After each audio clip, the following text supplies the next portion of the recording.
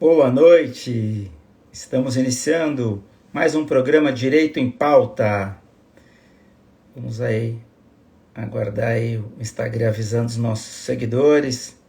Iniciando mais um programa Direito em Pauta.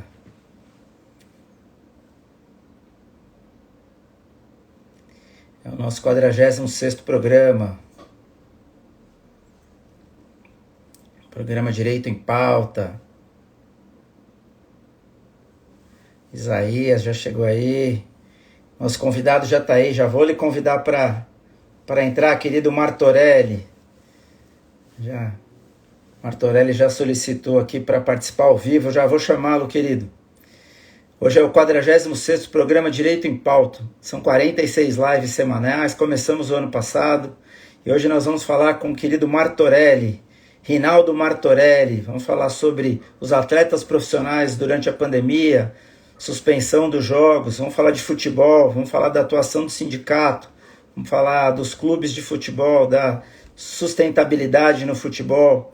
E eu já vou aqui chamar o nosso convidado e faço a apresentação dele já com ele aqui conosco.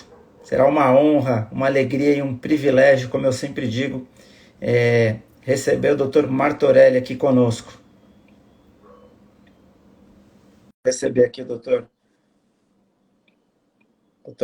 Marcelo Rocha, querido, obrigado pelo prestígio. Opa! Boa noite. Como é que você está, Salvatore? Bem? Tô bem, por aí, tudo em ordem? Tudo bem, deixa eu me ajeitar agora Eu sim. também. Que honra, que alegria, que privilégio. Honra é Voltando minha, pô. Que é isso. Voltei um pouco no meu tempo de mais novo. Moleque não, que eu não era moleque, né? Eu já era. Mas gritei muito com as suas defesas. E eu queria começar a Muito live legal. dizendo que eu sou palmeirense, que foi uma grande alegria tê-lo aí à frente do gol no nosso palestra. Foi muito bom ser torcedor do Palmeiras, tendo você lá na Muito nossa legal. na Muito grande legal, escola Salvatore. de goleiros. Muito Foi muito bom agradeço mesmo. muito o Então convite. já fica a minha Ok, homenagem como palmeirense. Querido legal. Martorelli, muito obrigado por ter aceito Deixa eu ver o se nosso eu convite. ajeito aqui Fica à vontade. A a gente já luz está, aqui. Eu não é uma coisa meio, né? Que não é. mas está Não, bem. peraí. É, Fica à acho que assim vontade. tá melhor. Está melhor. É o nosso 46º programa. A gente vai falar de futebol, atleta profissional, a questão da suspensão dos jogos, qual é a sua posição, qual é a posição do sindicato que você já está lá há tanto tempo, que é o Sindicato dos Atletas Profissionais do Estado de São Paulo. Eu acho que você está no Sindicato Nacional também dos Atletas Profissionais. Não estou mais. Não Ou está mais, mas esteve à pode ser frente, que eu volte. Pode ser que eu volte, mas eu com ainda não. certeza. Já foi presidente, apresentador do programa Direito e Esporte, foi goleiro do Palmeiras, atleta profissional, advogado, professor, conferencista, especialista em direito desportivo, mestre em direitos fundamentais, MBA em gestão empresarial e gestão estratégica de esportes. Participa hoje, é secretário de Relações do Esporte da UGT. Foi juiz classista, tive o privilégio de fazer audiência com você lá na 22ª Vara. Também. Participa dos comitês lá da FIFPro, participa da FIFA, da Comissão de Resolução de Disputas da FIFA, membro da Comissão de Estatuto de Jogador da FIFA, já foi lá em Zurique, já Sim. participou na Holanda, ou seja, além de atleta profissional, tem uma ficha corrida de serviços prestados ao esporte. Então, para a gente que gosta de futebol, será uma honra essa live, não só para falar de direito, mas para falar do futebol em si. Aí eu queria te dar a palavra já, e para você contar um pouco dessa sua história, né? Como é que você passa de atleta profissional, como é que você chega no direito, falar um pouco disso. Quando que você encerrou a carreira profissional e como é que começa a história com o direito, como é que você se aproxima do sindicato. Então, a palavra é sua. Muito Oh, obrigado, gratidão. eu que agradeço muito, Salvatore. Eu que agradeço. Eu não sei porque está escurecendo minha tela aqui, então toda Para a hora eu tenho que gente tá ficar bom, cutucando. para a gente Mas tá tudo bom. bem. Vocês vão me ver cutucando, é porque está escurecendo a tela, eu tenho que dar Mas uma para a gente tá cutucada bom, lá. fica tranquilo. Legal, mas só do que você falou aí, acho que a gente tem que fazer umas 4 lives, viu? Vou tentar ser breve. De fato, né? Minha vida começa Minha vida profissional, na verdade, não, mas minha vida começa no futebol e, paralelamente, eu trabalhava numa concessionária, eu sou de São Caetano do Sul, Tá. né? Eu treinava, aquela coisa, eu treinava, trabalhava de manhã, treinava à tarde, vamos lá de novo, e estudava à noite. Eu fui da General Motors, eu jogava na General Motors em São Caetano. Da General, fui convidado para ir para o Palmeiras. Aí o Palmeiras eu fiz toda a minha formação de base lá, né? E, enfim, profissionalizei. E aí nesse período, quando eu profissionalizei, eu deixei o emprego que eu tinha, né? Na Primarca Veículos, lá em São Caetano. Tinha feito administração, mas aí fiquei 14, 15 anos voltado só para o futebol. Quando, ainda no futebol, eu fui convidado pelo Toninho Cecílio, que aliás está numa polêmica danada com o Thiago Neves esses dias aí, Verdade. para presidir o sindicato. E eu, porque toda a minha vida de atleta, no amador principalmente, era eu sempre que organizava a caixinha, eu sempre que, enfim, que tomava a frente das coisas. E ele me chamou e falou: eu não conheço ninguém melhor para pegar o sindicato. E eu peguei e comecei a trabalhar. É lógico que eu sempre fui um combativo, né? Além de querer que as coisas andassem bem, eu sempre fui muito combativo. E isso fez que depois de 2 anos e meio de sindicato, eu tivesse que interromper minha carreira. Porque teve uma ordem da federação na época, o presidente da federação dá uma ordem para que ninguém me contratasse mais. Então, eu percebendo isso, eu falei, ok, se o motivo é o sindicato, eu preciso me preparar ainda mais para ser presidente aqui. E ingressei no direito. E aí gostei da brincadeira, né? Aí gostei da brincadeira. Aí no direito eu me pós-graduei, depois eu fiz o mestrado, depois fui fazer MBA em gestão, enfim. Acabei de fazer uma pós agora de gestão estratégica de esportes. Tenho também um lado do comportamento, que eu sou psicanalista também, tenho uma pós em psicanálise, enfim. E aí, a minha vida no esporte, talvez que com essa preparação, eu comecei a ganhar destaque não só aqui, mas fora também. Então, eu fui o representante da América, né, na FIFPRO, que é o Sindicato Mundial. Aí eu cheguei à vice-presidência da FIFPRO, voltei para cá também, em paralelo, eu fui presidente desse braço americano da FIFPRO. Nisso também fui nomeado em 2 comissões na FIFA. E aí vai. Lá atrás nós ajudamos, eu sou um dos mentores e fundadores da Federação Nacional. Enfim, e a gente vai trabalhando, vai aprendendo, né? A gente não para de aprender, felizmente, a gente não para de aprender. Vai aprendendo muito, vai entendendo como é que funciona o segmento, vai entendendo como é que funciona, inclusive, o tal do direito comparado, né? Que é a nossa área também, para atuar na FIFA. Lá eu era árbitro, né? Julgava os processos nas relações internacionais. Enfim, a gente foi aprendendo bastante e hoje está aqui com toda a energia, já há algum tempo, na verdade, com toda a energia canalizada só no Sindicato de Atletas de São Paulo, que na verdade é o meu bebê, né? Legal, legal. E aí, essa história do sindicato vem desde 93, é isso? Desde 93, quando eu jogava ainda. 93 é que você foi para o sindicato. Você jogava ainda e aí foi para o sindicato. Legal. Exato. Fazer uma observação aqui que o Samuel lá de Tatuí falou que botou um telão na praça para te assistir. Ah, legal. Um abração pro Samuel. Eu não o conheço, a gente troca mensagens. Um dia ele vai tomar um café comigo, vou tomar um café com ele. Legal. Fala um pouco do sindicato, antes de entrar no tema futebol diretamente. Eu acho que é importante falar do sindicato, porque a gente vive no Brasil. Eu critico bastante sindicato, mas a gente tem que separar o joio do trigo. Então, assim, é um sindicato onde você está lá há tanto tempo, um sindicato tão participativo. Eu tomei o cuidado de, antes da live, entrar lá no site, ver todos os vídeos. Você fez lá aquela história do porquê que o salário atrasa. Então, assim, acompanhei. Eu já conheci o teu trabalho, mas eu fui olhar a fundo. Então, a gente percebe que é um sindicato que efetivamente tem atuação.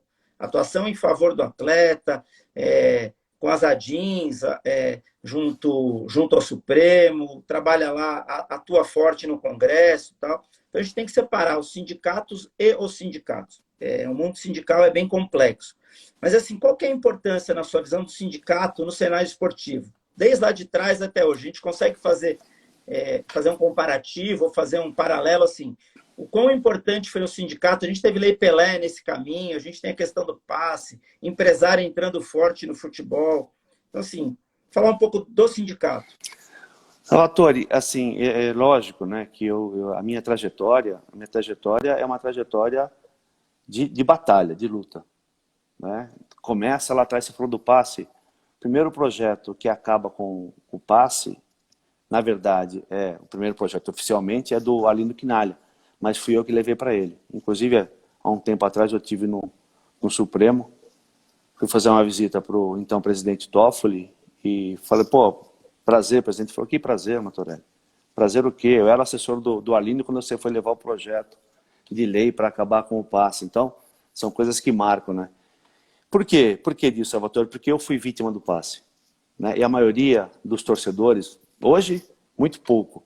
Mas mesmo na época, ninguém conhecia o que era o passe. Passe era um instrumento que verdadeiramente tirava da cena um trabalhador. Eu fiquei 1 ano e 7 meses de castigo, porque eu era combativo, fiquei 1 ano com propostas de grandes clubes e sem receber salário. Eu tinha 2 filhos pequenos já. Então, esse é terrível, marcou muito na minha vida. Aliás, o presidente do sindicato é aquele que foi sacaneado lá atrás, então toda hora está trabalhando por isso. Ok. Aí tem o primeiro projeto, nós trabalhamos fortemente para acabar com o passe. Depois nós trabalhamos para ir buscar o direito de transmissão para o atleta, porque ele não recebia. Então hoje, essa semana, por exemplo, nós fizemos repasse de mais de 30 milhões para os atletas. Só de imposto de renda nós fizemos a retenção de mais de 8 milhões. Né? Então, enfim, como você falou, a gente de lá para cá, a regulamentação de férias é trabalho do Sindicato de São Paulo, parada para hidratação é trabalho do Sindicato de São Paulo. Pô, quando a gente conseguiu negociar com a Globo a pré-temporada de 30 dias, depois, agora nos últimos anos está mexido por conta de tudo que tem acontecido, também é trabalho nosso. Enfim, lá na 13155, no Profut, a gente conseguiu colocar um artigo que depois foi, infelizmente, por uma decisão política, foi dado por inconstitucional, que era que os clubes tinham que tinham que comprovar pagamento de salário e imagem para poder jogar no outro campeonato.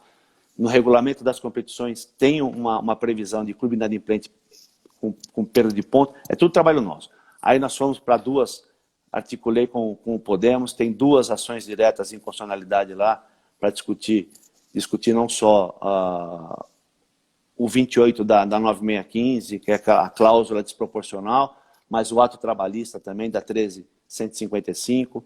Ontem, por acaso, ontem eu tive reunião com o senador Portinho, Carlos Portinho, que é o relator do PL do Clube Empresa no Senado. Enfim, na MP 984 nós atuamos fortemente para dar uma mudada na situação. A gente conseguiu encaixar 22 emendas. Aí tem um lado social. Né? O ano passado, por exemplo, nós fizemos uma live e disponibilizamos quase R$200 mil dos nossos recursos para atender mais de 400 atletas. A gente tem o nosso auxílio social. Nós temos o Educatleta, um curso livre, Educatleta, Orgulho de Ser Atleta, para que o atleta possa começar a ter participação na educação. Nós já certificamos mais de 1.400 atletas, depois eles acabam indo para a graduação, né, para a educação formal. A gente tem um centro de treinamento que a gente permite que os atletas possam estar ativos para poder se recolocar no mercado de trabalho. Enfim, né, tem trabalho. A gente não brinca, não. A gente tem uma equipe rodando o interior todo, fazendo visita aos clubes para falar com os atletas. A gente faz palestras de manipulação, de prevenção à manipulação do resultado, prevenção do assédio e abuso sexual. E tem trabalho. Aí a gente não para. A gente acabou de ser publicado semana passada o dissídio. Nós conseguimos, mesmo no meio da falta do mútuo consentimento, a gente conseguiu aprovar o dissídio. Estamos negociando a convenção coletiva. Enfim, é o trabalho. A gente está aqui. Agora, nesse período de pandemia, nós fizemos parte da comissão médica da Federação Paulista, com o Dr. Renato Anguinar. Nós contratamos a doutora Mariana Sauer para embasar o nosso trabalho. Entramos com uma ação questionando o protocolo da CBF lá no Campeonato Brasileiro. Infelizmente, a justiça fugiu da gente. né? Mas está lá, está parado ainda. E tem muita coisa. Tem muita coisa, Salvatore. Nós não paramos, não, e a gente tem o maior prazer e alegria de estar cada vez mais preparado, não só eu, mas toda a nossa diretoria, a nossa equipe. É uma equipe muito coesa, uma equipe muito...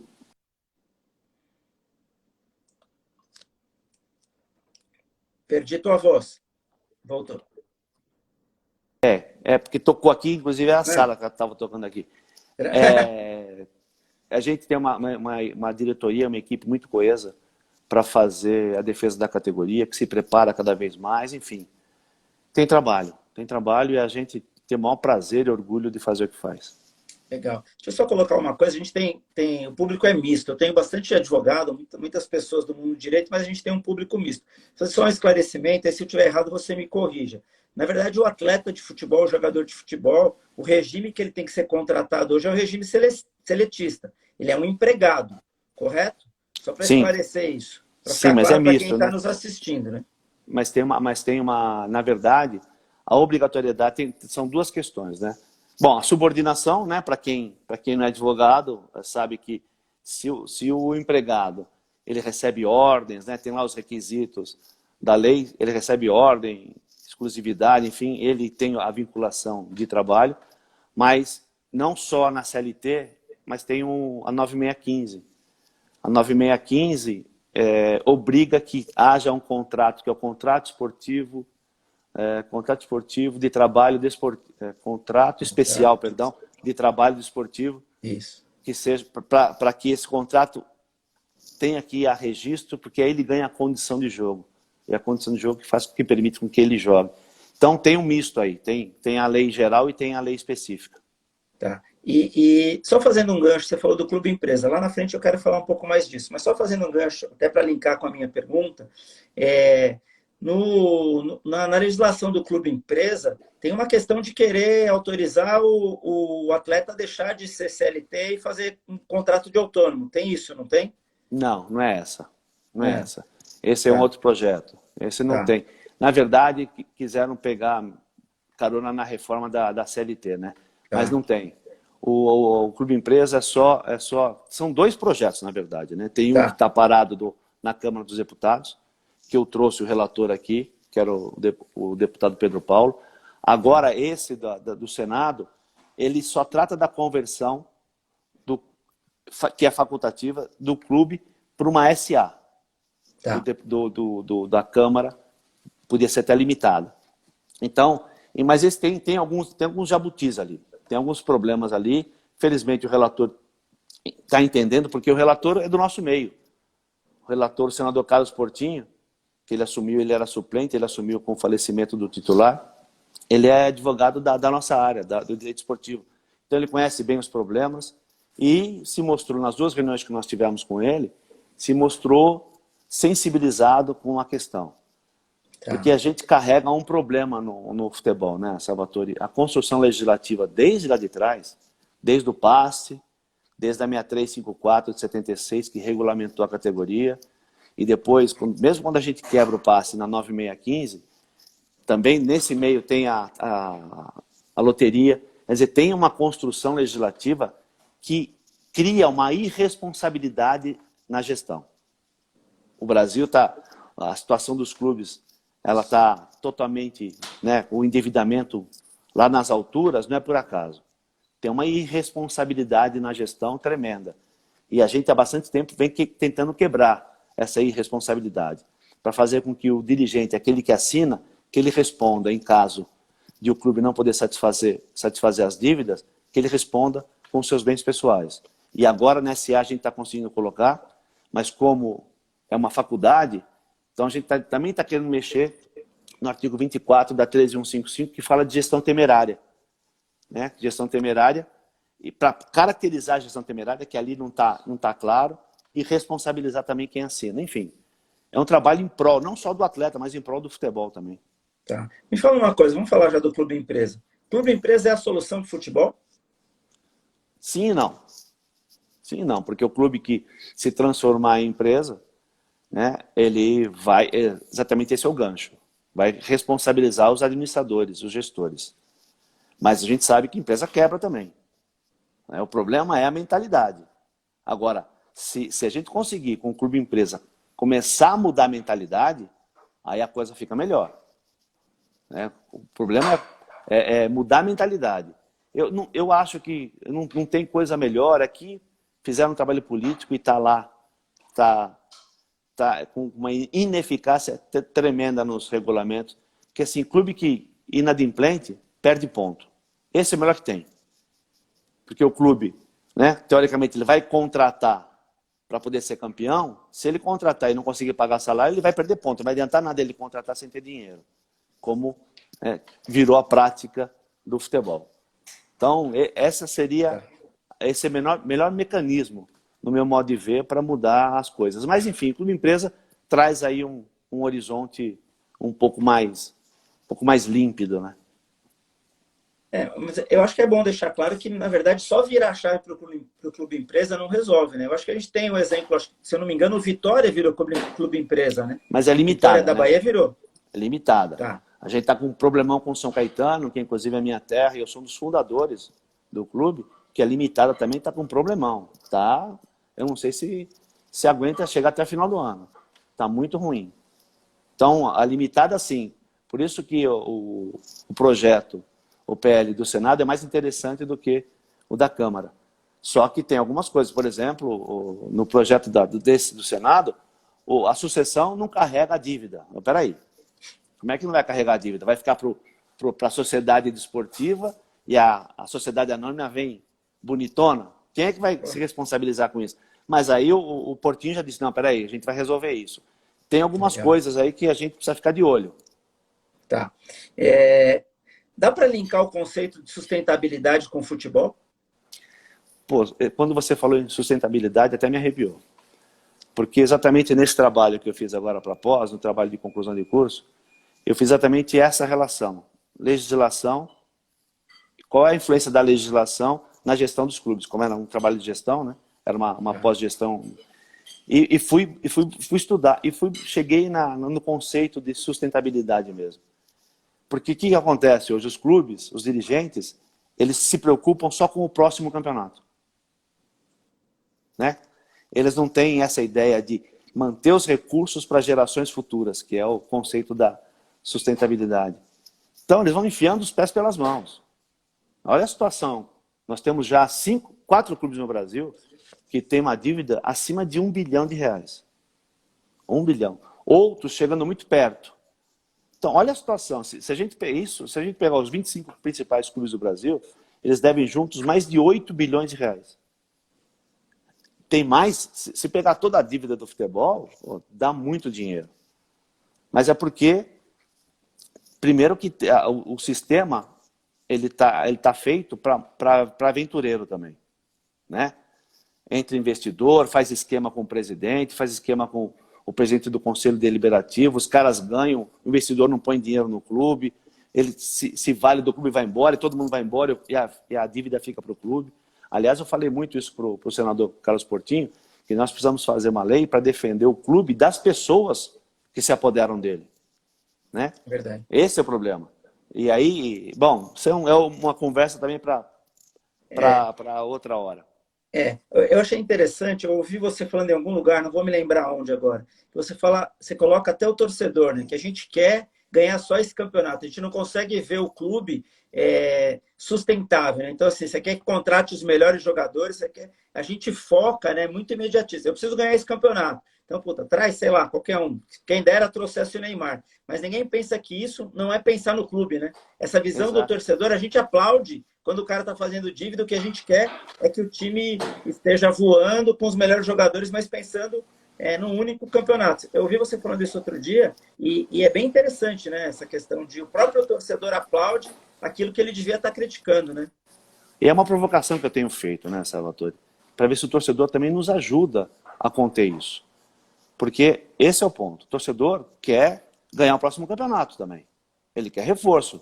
Ele não sabe a quantas andam o caixa do clube.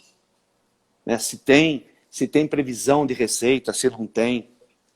Então, eu faço essa provocação. Porque é mais ou menos aquela figura, né? Que de uma família de 4 pessoas, pai, mãe, 2 filhos, o cara é operário, né? Operário que tem um salário, mas eles andam de carro de luxo, moram em mansão, vão 3, 4 vezes por ano na Europa e de repente o cara é preso. O cara é traficante. Mas, peraí, né? Será que vocês não perceberam que tinha alguma coisa errada? Então é assim. Quando os torcedores acordam, como aconteceu com o Cruzeiro, Vasco, né? Fluminense, que está ali perto, o clube já quebrou. Portuguesa, infelizmente. Então, assim, precisa prestar muita atenção, não é? E outra, viu, Salvatore? A gente precisa desmistificar uma coisa no futebol, que é achar que só contratando que o clube vai se dar bem. Né? Precisa jogar quem está no clube. E o Brasil é o maior fluxo de transferência internacional que tem, desde que quando começou a fazer essa análise, é do Brasil. Então tem talento aqui. O problema é que os clubes estão mal preparados. Essa que é a verdade.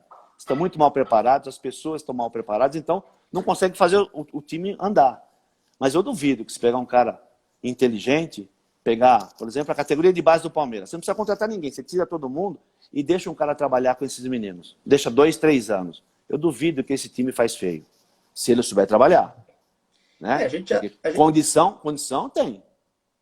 Eu acho que a gente já tem isso no Palmeiras até, né? Então, vou usar o exemplo do Palmeiras, não querendo falar dos outros, mas é o que eu conheço mais por ser palmeirense. Se você pegar hoje o que o Palmeiras trouxe da base, mesmo com esse monte de medalhão lá, sei lá, a gente pode citar vários exemplos, Gabriel Menino, o Patrick de Paula e tantos outros, né? Você vê a molecada jogando e voa, né? Cara, acontece até, cara, eu sou fãzaço do Felipe Melo, mas você tira o Felipe Melo, que é um cara conhecido mundialmente, e bota o Patrick de Paula, o time cresce. Porque ele é isso que você está dizendo, né? De saber aproveitar isso e não só contratar. Se eu colocar 10 Felipe Melos no time, o time não vai jogar.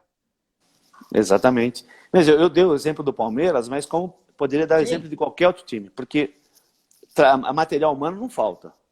Agora falta organização, falta entender o que acontece, né? Falta o Ferran Soriano, no livro dele, né? Que ele foi diretor do Barcelona, na época áurea do Barcelona.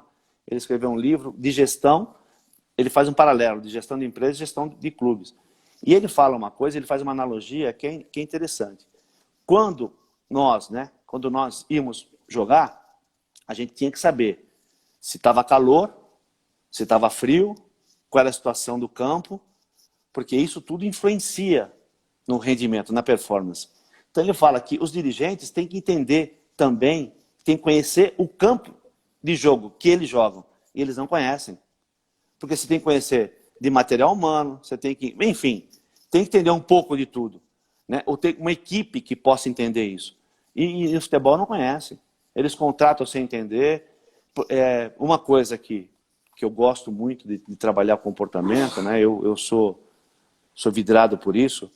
Por que um jogador ele performa muito num clube e não performa no outro? O cara não desaprendeu. O cara não desaprendeu. Tem que ter alguma coisa. E os clubes não estão atentos para isso. Por exemplo, não pode levar o Palmeiras para o Campeonato Mundial sem preparar emocionalmente os meninos. E eles não estavam preparados. Então, é inconcebível que os clubes tenham aí uma folha de salário de 13 milhões, 15 milhões, o Flamengo passa dos 20 milhões, e não gaste um mínimo para preparar emocionalmente esses meninos. Para não fazer um trabalho mais forte com assistente social, se bem que o Palmeiras faz bem na base, mas que não continua fazendo na categoria de cima, para entender, para que eles entendam a responsabilidade, o que é o corpo deles como ferramenta. Enfim, os clubes brasileiros estão muito despreparados, Salvatore, a gente perde muito com isso.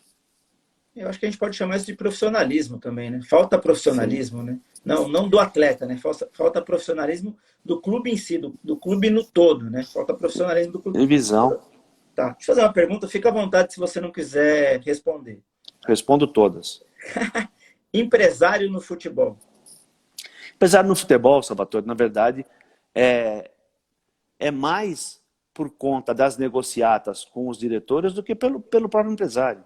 Se a gente começar a pegar lá atrás, hoje menos, mas você pega lá atrás, é interesse do diretor, daquele que estava no momento, no clube. Não era interesse do atleta. Agora, o problema hoje é que se o atleta não tiver empresário, ele não entra no clube. Se ele não tiver quem eu coloque, ele não entra, porque só entra com os empresários. Agora, é lógico que tem gente boa nesse meio, né? Não dá para generalizar. Mas a maioria, pô, é para isso. Você vê, olha a situação. O Corinthians, outro dia anunciou, e o Corinthians deve para 3 empresários. Se esse empresário traz um jogador, o Corinthians tem condição de falar não para ele? Devendo dinheiro para o cara? O Atlético Mineiro, tem um empresário cobrando 40 milhões do Atlético Mineiro. Agora, esses dias, essa semana passada. Então, a prostituição nasce dentro do clube. Não é fora. E os caras vão se aproveitando. Né? E isso sem dizer que, mesmo esses empresários que são credores do Corinthians, não estou dizendo que eles fizeram nada de errado. Mas é lógico que eles têm um poder de barganha diferente. Sim. Né? Eles têm problema. Então, enfim, empresário no futebol, se bem, o intermediário existe em todo o setor. Se essa relação ela for saudável, está tudo certo. O problema é que a maioria não é, né? Eu acho que, infelizmente, e aí eu acho que posso falar com tranquilidade, o problema acaba sempre no dirigente, né? É o dirigente que talvez não saiba utilizar bem o empresário, é o dirigente que não sabe explorar aquilo que precisa do jogador, é o dirigente que contrata para ganhar a próxima eleição e precisa de uma contratação bomba para me perpetuar no cargo e assim por diante. Sim. Acaba sempre no dirigente. Eu acho que é aquela tua colocação do início, que se a gente conseguir responsabilizar o dirigente com os bens pessoais, se a gente trouxer responsabilidade para o futebol, talvez isso melhore, né? Ou é o tópico que eu estou falando? Não, eu acho que é a única saída. Nós temos duas. Essa de penalizar o clube que não paga salário, né? Porque não seria coerente o clube contratar, não pagar salário e perder ponto. Ele ganha ponto no campo e perde ponto, né? Porque não pagou salário. E, em paralelo, essa questão da responsabilidade pessoal dos dirigentes, como é a nossa vida, né, Salvatore? Eu até brinco, eu uso um exemplo. Eu não consigo comprar uma Ferrari por mês, ou uma Ferrari, porque no terceiro mês vão vir me tomar. Os clubes compram todo dia, todo mês, ninguém toma a Ferrari do clube. Eles ficam devendo, e a Ferrari, eles compram outro, tá cheio de Ferrari lá. Assim, porque não há responsabilidade. Né? Os caras não têm o nome no Serasa, ninguém toma a casa deles se eles não pagarem o financiamento. Cara, tá assim. Então, como é que você faz? Isso é histórico, hein? Isso é histórico. Desde lá da loteria esportiva, a Timania, coitadinho dos clubes, o Profut, vamos abrir aí para que eles possam parcelar a verba de tributação em 24 anos. E aí, não só tributação, mas previdenciária, que caracterizava a apropriação indébita. Né? E a contrapartida era para que eles pagassem o salário em dia. Pô, os caras não pagam. Nós que ajuizamos a ação contra a CBF e contra a Federação Paulista, os caras correram lá no STF e o Alexandre de Moraes deu inconstitucionalidade no artigo, pelo 217, como se...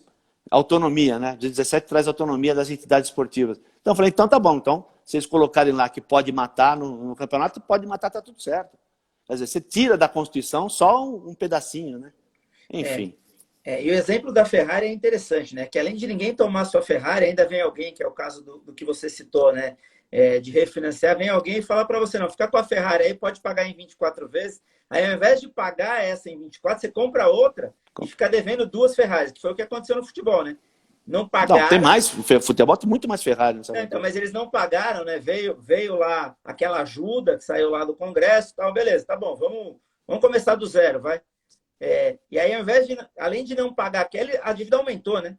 Pois é. Eles aumentaram a dívida. Porque para fazer o trabalho, eu pesquiso muito. Né? Nunca entrou tanto dinheiro, agora 2020 a gente não pode considerar por conta da pandemia, mas até 2019, nunca teve tanto dinheiro no futebol. Nunca teve tanto dinheiro, tanta arrecadação, tanta receita. Mas o que aconteceu com a dívida? Ela triplicou. Triplicou a dívida. Quer dizer, os caras ganham mais e gastam 3 vezes mais. Quer pegar o exemplo do Flamengo. Se bem que o Flamengo hoje, ele consegue estar no fluxo de caixa as dívidas. Mas o Flamengo, em 2019, arrecadou quase 900 milhões de reais. E acabou o ano devendo 130. Então, cara, não dá, E se não tem tivesse freio. arrecadado, e se tivesse arrecadado 1 bilhão, teria acabado o ano devendo 150. Exatamente, não tem freio. O problema é que não tem freio. E aí os caras ficam arrumando mecanismos para evitar de pagar os salários dos atletas que passaram por lá. E Tá. isso me pega muito. Tem Falando o tal disso, do ato trabalhista, tem um monte de sacanagem no meio aí. e falando disso, por que os salários atrasam no futebol, já que tem tanto Ah, dinheiro envolvido? se você viu lá, foram acho que 13 episódios. Por isso que eu estou te perguntando, dá para sintetizar para quem está assistindo ou é Começa complexo? desde lá de trás, tem tudo. Por quê? Os clubes não têm responsabilidade, né? A legislação não ajuda. Enfim, os clubes não querem negociar, tanto é que tive que ir para o dissídio que apertou. Agora a gente está negociando a convenção, mas foi porque a gente conseguiu passar o dissídio. Né? E passamos 6-5 ainda. Então, assim, eles não querem negociar porque eles dizem, os clubes não suportam mais responsabilidade. Mas que responsabilidade, amigo? É só cumprir o que está na lei. Só cumprir o básico, pagar salário em dia. E, aliás, passou no dissídio agora que atraso salarial, essa regra da perda de pontos passou no dissídio. Pô, Vai ser legal, legal. legal. Vai ser legal. Essa história do dissídio, eu não manjo muito de direito sindical. Se eu falar besteira, você me corrige, só para quem está assistindo. O negócio é tão absurdo que, assim, o que é o dissídio? Dissídio é quando as duas partes, sei lá, as duas partes não chegam num acordo. E aí, tá Sim. bom, vamos levar para o tribunal, que o tribunal vai decidir essa nossa discussão. E aí, agora a gente tem uma questão assim, tá bom, só que para levar para o tribunal, a parte que não concordou com você, ela tem que concordar que leve para o tribunal, que é o mútuo consentimento. Quer dizer, Exato. isso é tão absurdo que assim, eu não vou negociar. Eu sou advogado do Sinderc, que é o Sindicato das Empresas de Refeições Coletivas. É um patronal, sindicato super sério.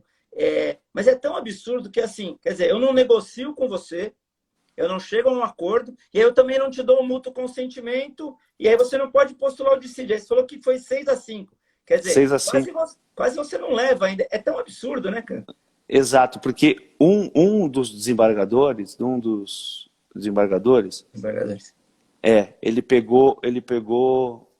fez uma interpretação do documento juntado pelo Sindibol, que a ata dizia que foi aprovado para que o Sindibol contestasse as cláusulas do sindicato de atletas. Então ele falou, opa, isso aí não é ele está dando o consentimento para você contestar as cláusulas, então deu o consentimento. Foi por aí que pegou e ele conseguiu fazer com que outros desembargadores o acompanhassem no voto, porque o relator já tinha acabado com tudo. Aí ele teve que voltar atrás. Legal. Vamos falar um pouco do futebol e da pandemia, vai? Que era a nossa ideia. Deixa eu fazer mais uma pergunta falando de sindicato em si. Como que é a relação do sindicato com os clubes? É tranquilo isso ou os clubes ou tem muita animosidade? Isso é uma curiosidade minha, tá? Mais ou menos. Se o clube não faz coisa errada, né? Aí tá tranquilo, porque aí a gente não tem o que acontecer. Se o clube faz coisa errada, aliás, clube que cumpre, nós não tem problema nenhum. Clube que cumpre, mas tem gente de boa vontade, que descumpre, mas tem gente de boa vontade, que passa por problemas, a gente também não tem problema. Cumpre, que descumpre e quer levar a coisa na sacanagem, a gente tem problema. A gente não dá assim, hoje a nossa relação é muito boa com muitos clubes, muito boa. Inclusive a gente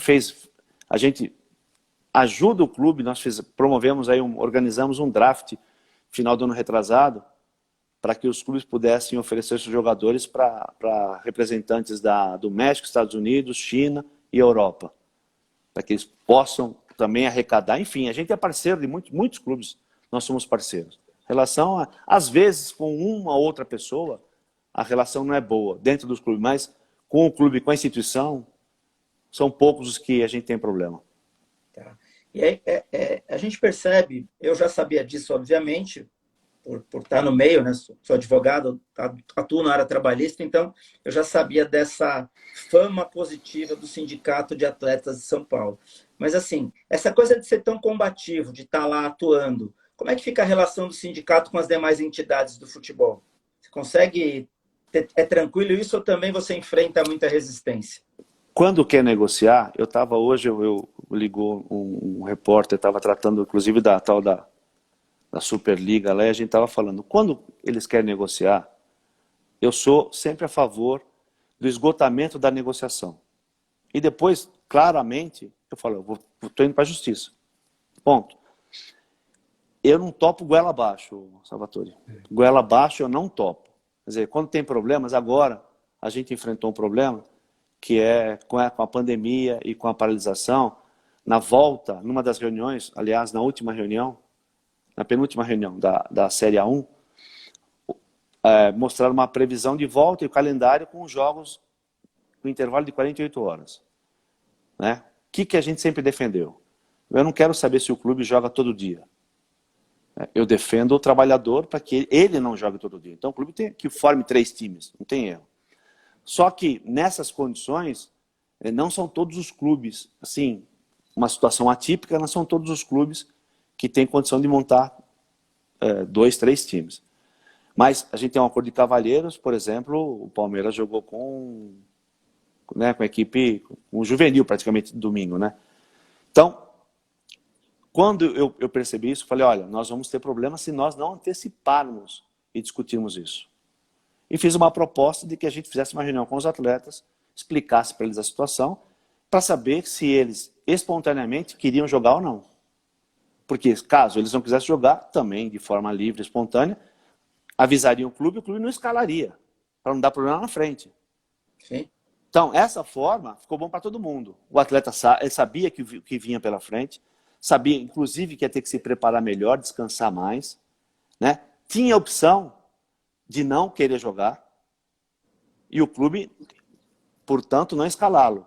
Então, fica bom para todo mundo. Quando a gente antecipa as coisas, a gente não traz problema. Agora, de repente, vai goela abaixo. O atleta não tem como dizer não, ele tem que jogar. Se há uma imposição, ele tem que jogar. Lá na frente, o atleta vem e a gente tem que ir contra o clube. Ou, de repente, no meio da competição, o atleta fala, não quero jogar. A gente tem que entrar com ação. Tira o atleta do clube, vira uma confusão. Entendeu? Então, quando a gente negocia, e todas as vezes que passaram para a gente, e a gente negociou com antecedência, nós não tivemos problema.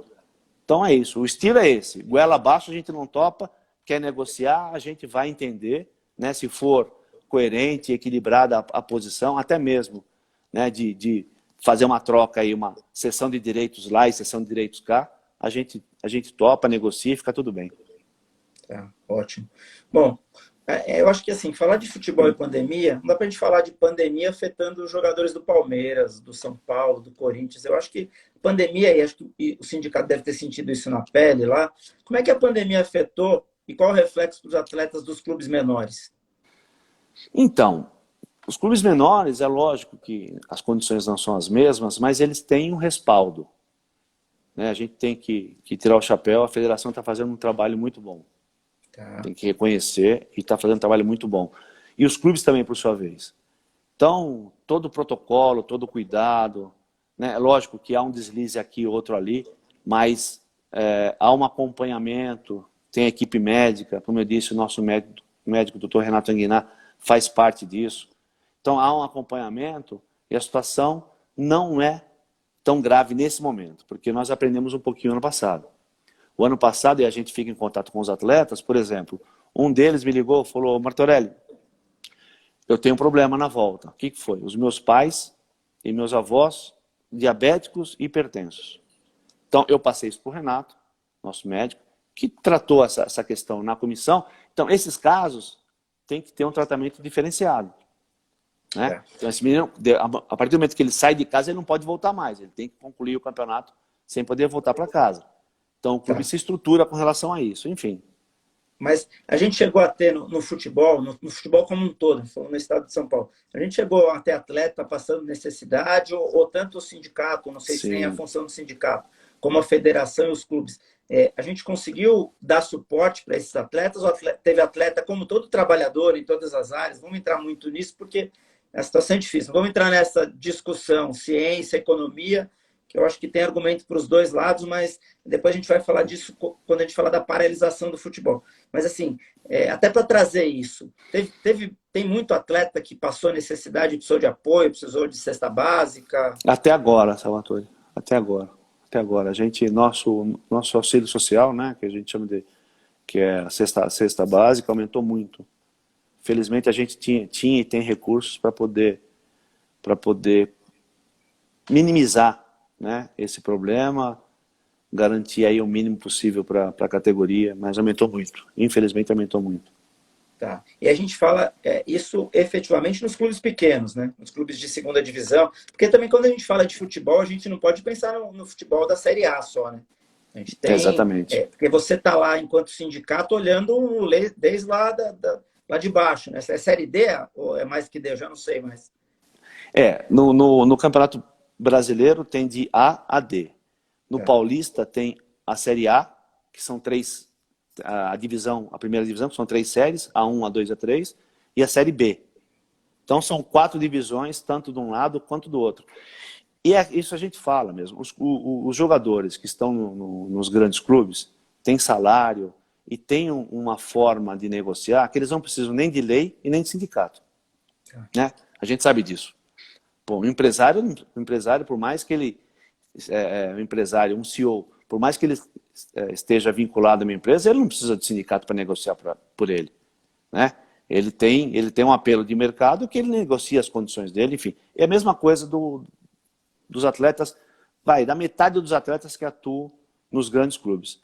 O nosso foco mesmo é o atleta que tem menos condição, aquele que tem campeonato reduzido, né, durante o ano, que tem um salário menor. Nós trabalhamos para esses atletas. Os outros, quando eles precisam, eles nos procuram. E a gente sabe, né? Você conhece, você falou que não conhece direito sindicato, mas, bom, você conhece sim, você atua pelo sindicato. A gente atua de forma coletiva, né? Então a gente não consegue entrar em direito individual, a não ser que eles nos procurem. Então, quando o assunto é coletivo, a gente está sempre atento e está atuando, mas geralmente esses outros atletas aí têm os empresários, né? Tem os agentes, tem advogado particular, enfim. Mas a gente está sempre de olho, tanto de um lado quanto do outro. Tá. Me fala uma coisa, como você acha que a pandemia afetou o futebol como um todo? Falando do grande, do pequeno, o pior efeito da pandemia no futebol foi a suspensão dos campeonatos? Foi. É econômico, né? Não dá para dizer que o problema não foi econômico, porque felizmente nós não tivemos e tomara que não tenhamos nenhum óbito, né? Tomara que não tenhamos nenhum óbito. Alguns atletas, sim, pegaram. Temos um caso do menino dos Santos que teve uma trombose como sequela. A gente estudou muito, tem estudado muitas sequelas da Covid. A gente sabe que é um perigo, né? É um perigo. Os atletas baixaram a performance. Isso também a gente não tem como fazer uma pesquisa mais direta, mas a baixa da performance é evidente. Né? Os atletas que voltaram da Covid voltam de outro jeito, até se readaptarem. Enfim, tem a questão humana e física, mas o grande problema foi econômico. Né? Os clubes eu dizia, né? Os clubes já tinham a pandemia nas contas deles, né? E aí a Covid só veio trazer uma nova pandemia, uma nova epidemia para causar maiores problemas. Mas, enfim, estão se virando. Estão se virando, é importante a transmissão dos jogos, né? Que é a única receita que os clubes, quer dizer, única não, mas a receita principal, porque se não transmitir o jogo, também o patrocinador não paga, né? Porque o patrocinador paga para ter a marca estampada, enfim. Mas, e aí aí que entra uma outra briga que eu acho que você vai entrar nela já, né? Da paralisação. Eu vou perguntar agora. Bom, a gente, óbvio, teve a volta, teve a paralisação, teve a volta. Espero que não aconteça. Mas se a gente tiver piora, provavelmente vai suspender de novo. Qual que é a sua visão em relação a essas paralisações do futebol? Elas necessariamente precisa parar o futebol ou dá para continuar o futebol? Ou precisa continuar o futebol? Não, precisa. Acho que todos os segmentos da atividade econômica precisam continuar, né? Se for em termos de precisar, todos precisam. Mas o futebol não tem categoria mais bem protegida do que a nossa. Não tem. Porque os trabalhadores que estão indo para os mercados, né, que tem que abastecer os mercados, ou que trabalham nos mercados, que trabalham aí na frente, né, na frente médica, aí, eles não têm o protocolo que nós temos, eles não têm a periodicidade de testagem que nós temos, né, eles não têm um ambiente seguro como nós temos. Então, a paralisação, ela não, no futebol, ela é inconsistente. não se justifica. Ela não se justifica, é só uma briga política. Né? Se está tudo andando hoje, eu estava acompanhando aqui, né, por um erro administrativo, talvez, estava vendo que o intervalo entre os trens estava de 35 a 40 minutos, e tem uma aglomeração nas plataformas. Então, o atleta não passa por isso. Né? O atleta não passa por isso. Aqueles são trabalhadores que não atletas. O atleta de futebol profissional não passa por isso. Então, entender, né, é que o futebol, ele cai numa imagem de, assim, principalmente para o atleta, né? O atleta ganha muito e não faz nada. Ele brinca para ganhar dinheiro, que não é uma verdade, né? Não é uma verdade. Tem um autor espanhol que escreveu, ele fez uma análise dos contratos civis na Espanha, e ele tem uma frase que é fundamental, e eu uso sempre nos meus trabalhos, o Alonso Leia. Ele diz: o jogador de futebol, ele não joga, ele trabalha. Porque jogar, e é verdade, porque jogar, talvez, joguemos nós hoje. Vamos pegar a bola, que a gente não tem compromisso. Agora, o atleta profissional, ele trabalha, que é totalmente diferente, está vinculado, o resultado está vinculado com o próximo contrato, tem a pressão emocional, ele tem que saber lidar com as situações do jogo, ele tem que, né, enfim, tem que administrar a sua postura dentro do campo, fora do campo, no contato com a imprensa, no contato com os torcedores. Ele não joga, ele trabalha. E não só isso, né? Você que foi atleta, administrar como se você tivesse uma empresa, né? Dentro de um vestiário, a gente não tem... não é o ambiente de sonhos, né? Como você tem disputas numa empresa lá, sei lá, vou dar um exemplo absurdo. Os vendedores de uma empresa que disputam entre si as vendas, eu imagino que dentro de um time de futebol você também tem tudo isso para administrar, né? Enquanto atleta. Um segundo só, peraí. Fica à vontade. Desculpa. Imagina. A nossa categoria, ela é totalmente diferente. Ela começa com a concorrência dentro do próprio time. E depois você tem que ir para campo, você tem que ganhar do adversário, do teu companheiro. Porque essa concorrência dentro do próprio time e ganhar do adversário significa sobrevivência. Né? Eu vou jogar, porque se eu não jogar, se eu não performar, o meu próximo contrato vai ser pior. Se eu não ganhar do time adversário, que está na mesma condição que eu, o meu contrato vai ser pior. É sobrevivência, é totalmente diferente. Né? Quantas profissões que a gente tem o antagonismo? Só a nossa depois, né? Acho que por isso que eu vim para essa. Não tem outra, porque todo mundo trabalha sozinho. Né? Não tem ninguém antagonizando com você ali. Eu vou te falar no esporte e o direito. Eu vou te falar que a nossa, o jogador que vai com os dois pés na canela do outro para ser expulso, eu já vi muito advogado querendo fazer isso também, quase fazendo. Então, a nossa também tem muito antagonismo. Até para prestigiar quem está nos assistindo, o Rogério está perguntando o que você acha da Conmebol comprar vacina, disponibilizar para os times que estão na Libertadores. Ela não comprou, né? Foi uma doação. Foi uma doação da China. Mas, cara, assim, se for uma doação e ela pudesse usar, por que não, né? Por que não? Aí vem sempre aquela coisa do elitismo. Não é. É uma instituição específica.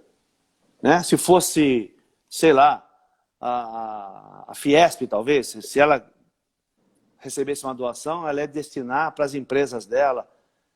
E aí, é lógico que todo mundo precisa de vacina. Né? Ninguém aqui é elitista, ninguém quer passar à frente de ninguém. Tanto é que eu até agora nem me cadastrei. Né? Eu nem me cadastrei. Mas tem que entender a situação. Né? Parece que no Brasil não consegue entrar, porque a Anvisa não permite. Enfim, mas não é elitismo, não. Ela recebeu uma doação, ela está querendo proteger o produto dela, enfim. E falta um pouco, quando você fala assim, mas a iniciativa privada pode comprar, não pode comprar.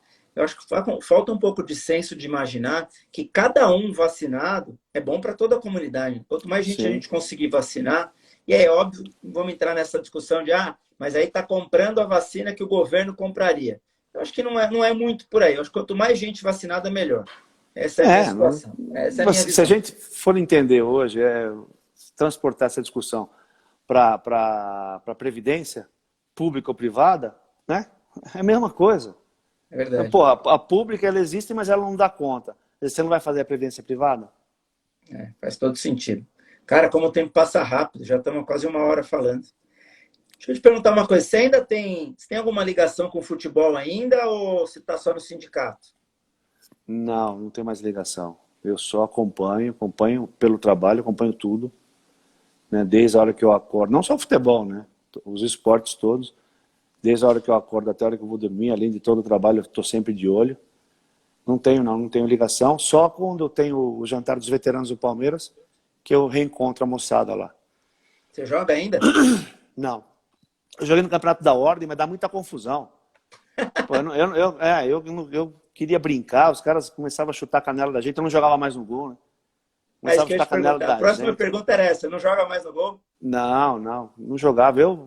Porque não é aquela história, né? Não dá pra brincar no gol. Vamos brincar, vai pro gol. No gol não tem brincadeira. Eu tô louco por fazer uma pergunta, mas eu vou ser deselegante, eu não vou fazer. Não, Pode fazer. não faz sentido. Não, cara. Outro dia eu tava conversando com uma pessoa fera e falou, cara, não pergunta nada nas suas lives que interessem para você. Pergunta o que interessa pro tema, tal. E essa interessa só para mim, que é a sacanagem que fizeram com você no Palmeiras. Mas deixa pra lá, velho. Pois é, mas é isso. Mas eu era combativo, já falei um pouco disso. Eu era combativo, eu fiquei 1 ano e 7 meses parado. 1 ano e 7 meses na cerca, né? E com pedido de licença de 2 brasileiras, de 2 convocações, porque naquela época chegava um telegrama para saber se você estava inteiro fisicamente, né? Para poder ser convocado.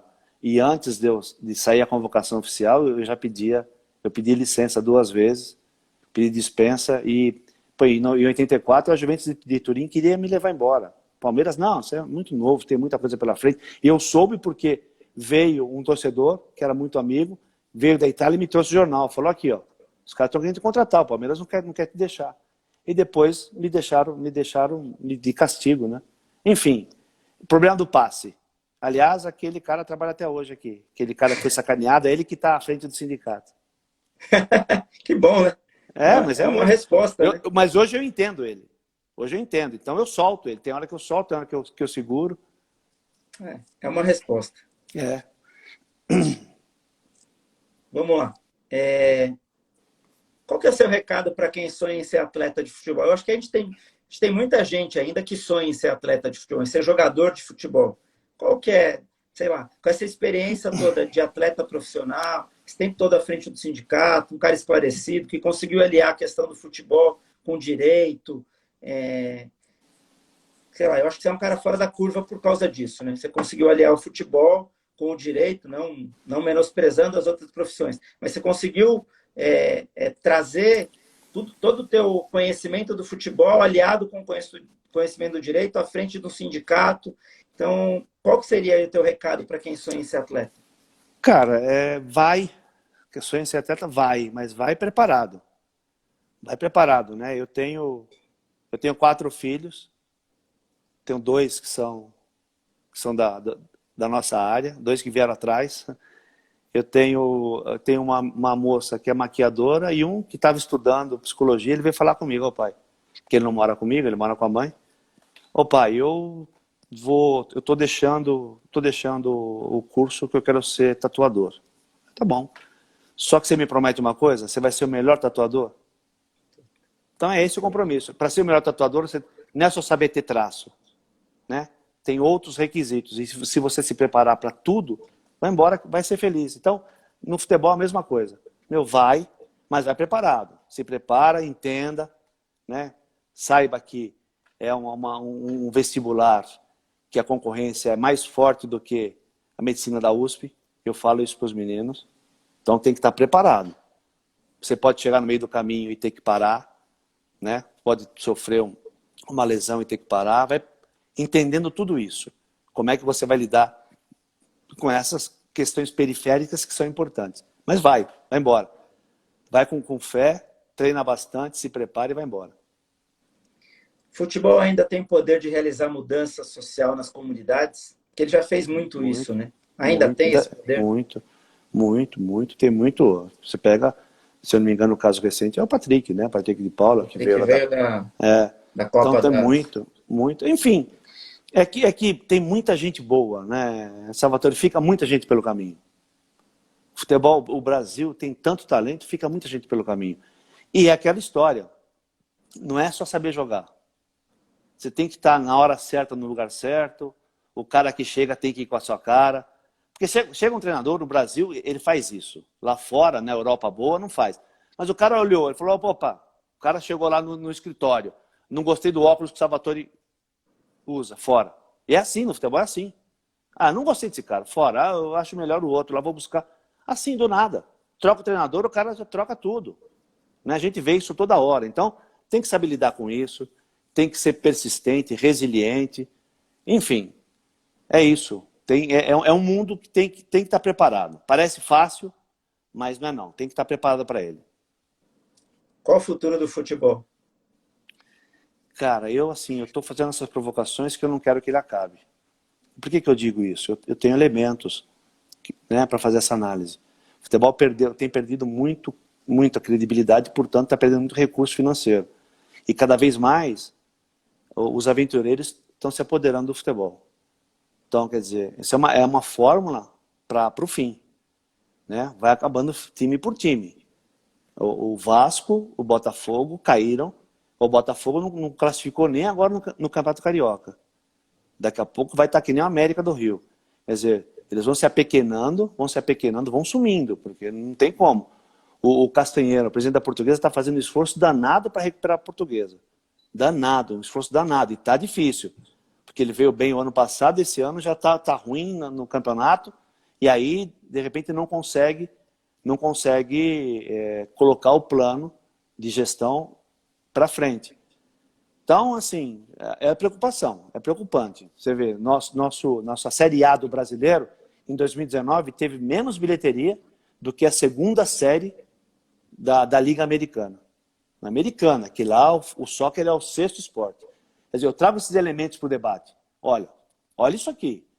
Nós estamos perdendo, a gente perde muito porque a meninada está comprando camisa do Barcelona, do PSG, do Real Madrid, do Manchester. Eu tenho 2 sobrinhos, se bem que eles foram criados fora do Brasil. Mas tenho 2 sobrinhos que torcem para o Liverpool. Eles não torcem para o time brasileiro.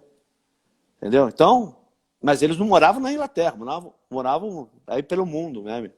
Meu cunhado trabalha na GM, que roda o mundo, mas torce pelo Liverpool. A gente perde muito, a gente tem perdido muito, mas é problema de gestão. Se a gente fizer uma gestão interessante, resgata a credibilidade e a técnica do futebol brasileiro.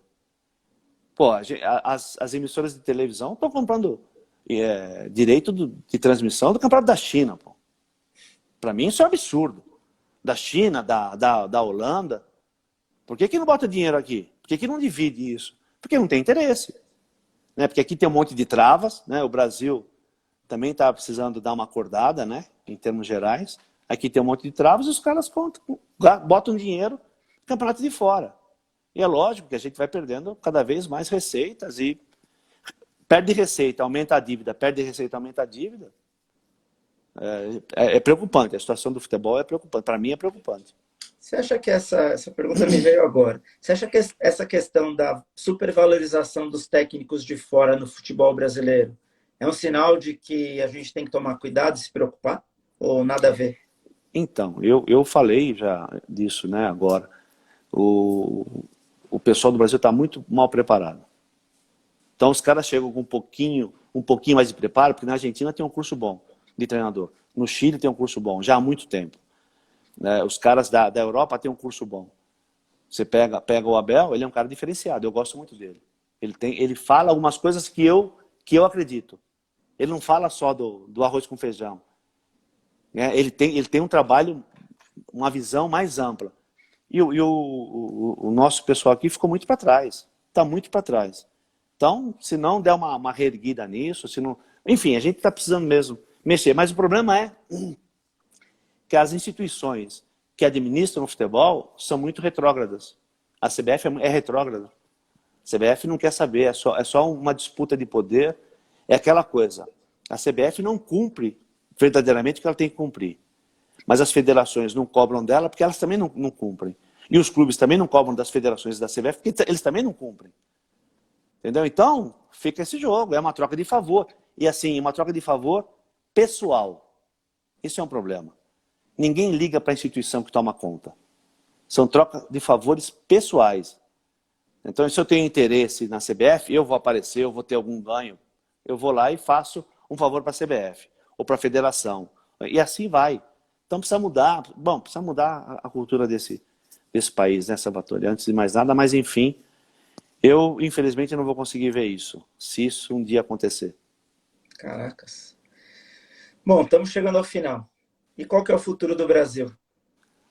Pô, eu falei agora, né? Assim, eu sou um otimista. Eu sou um otimista. Eu não gosto de reclamar, não. Eu não gosto de apontar dedo. Eu uso um exemplo, todo mundo ri. Eu falo assim, eu não gosto de ficar acusando os outros porque eu não consigo manter a minha gaveta de cueca do jeito que eu queria. Então, falar dos outros é muito fácil. Mas, na verdade, falar dos outros é muito fácil.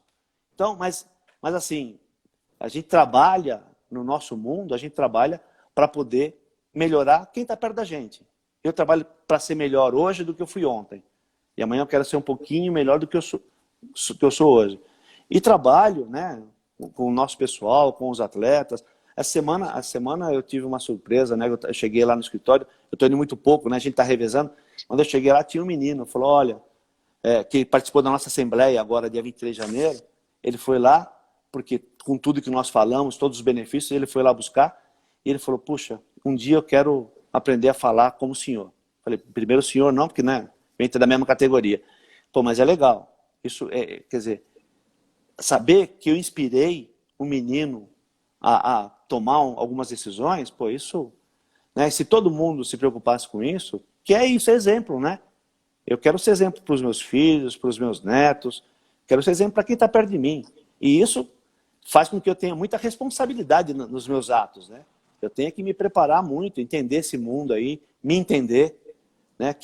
Acho que é o principal e o mais difícil, é eu me entender, entender um pouco do mundo e fazer um pouquinho melhor, né? Para quem está do lado, enfim. E que isso se propague, né? Legal.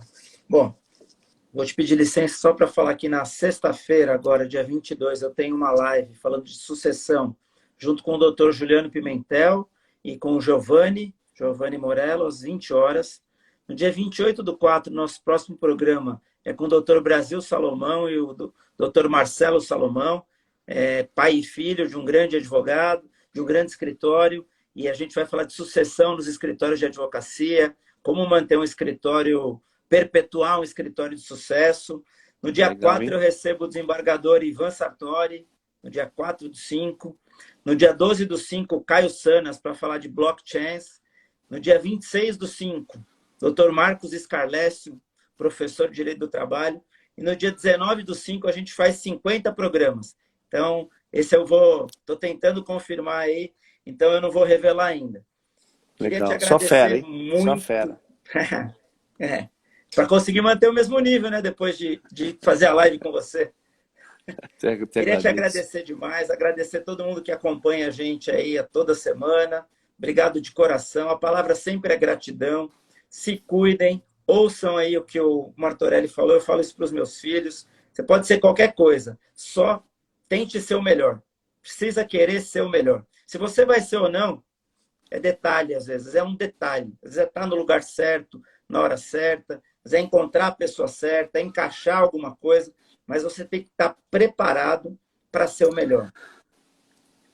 É isso que a gente fala. Então, agradeço a todos, desejo uma ótima noite e tenho feito isso, devolvo para você fazer suas considerações finais. Te agradeço imensamente por ter aberto esse espaço na tua agenda. Eu falei aqui com o Edmundo, o Edmundo, adoro o Edmundo, torci muito pelo Edmundo e estou tendo o privilégio de falar com você, que além de presidente do sindicato de advogado, para mim a imagem que sempre vem é do grande goleiro do meu time. Obrigado pelas alegrias todas que você me deu ao longo do tempo que você jogou no Palmeiras, sem menosprezar o presidente do sindicato, sem menosprezar o advogado, mas só fazendo uma homenagem como torcedor ao grande atleta que você foi. E o grande atleta que você foi é reflexo do grande presidente do sindicato, do grande advogado e, com certeza, do grande pai que você é. Parabéns, boa noite a todos. Devolvo para você e para suas considerações finais e a gente finaliza. Se cuidem, sexta tem live e quarta-feira que vem também. Com você. Eu agradeço muito o convite, cara. Estou sempre à tua disposição. Agradeço as homenagens também. Queria dar um beijo, vi muita gente entrando aí da minha equipe. Vi a Milene agora, a Milene estudou comigo, a Milene, a Adriana, eu vi a minha assistente, a Naília, a Nilda, o Júlio. O meu pessoal está sempre de olho, enfim. O pessoal dá um beijo no pessoal que acompanhou a gente. E é isso, cara. A gente não pode parar, né? A gente não pode parar, a gente não pode parar de aprender.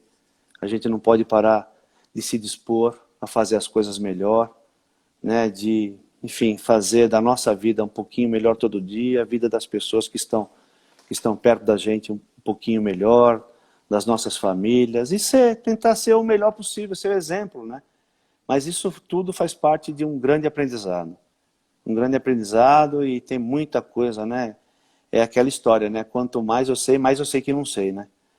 Então, é isso. Então, eu agradeço muito, né? Ficaria aqui com você o dia inteiro papeando, que é uma delícia papear com você e sucesso na sua... te acompanho também, sucesso na tua jornada aí.